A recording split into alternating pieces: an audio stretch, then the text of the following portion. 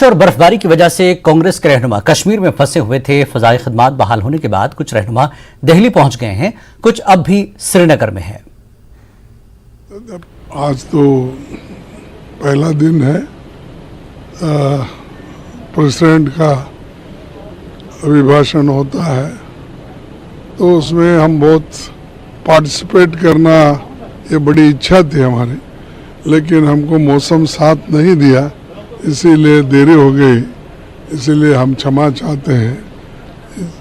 लेकिन इसमें इस सत्र में बहुत से मुद्दे हम उठाने के लिए तैयार किए हैं, खास करके जो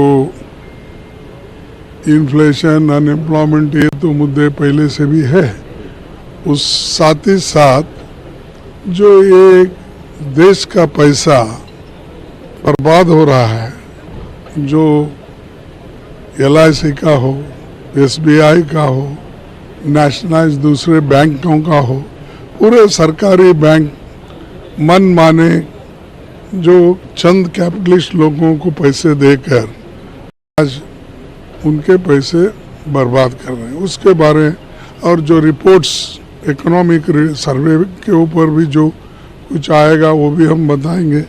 लेकिन जो उसके अलावा भी गड़बड़ी के जो रिपोर्ट है इंटरनेशनली और नेशनली CAG का हो, ये सब मुद्दे हम उठाएंगे और लोगों को बताएंगे कि ये जो चीज़ें चल रही है ठीक नहीं, और जिसके लिए पहले से ही हम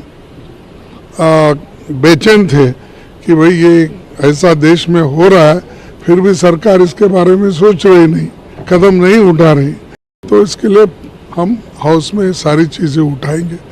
उसके बाद में फॉरेन पॉलिसी में जो चाइना बारे में हम लास्ट टाइम में उठाया था, लेकिन जो कुछ भी सच्चाई के लिए या सच्चाई जानने के लिए हम सरकार से जो इन्फॉर्मेशन मांगते हैं उसको हमेशा वो टालते जाते हैं, यहाँ तक कि भाई ये देश के लिए हित में नहीं है, एक देश के खिलाफ बात करते हैं।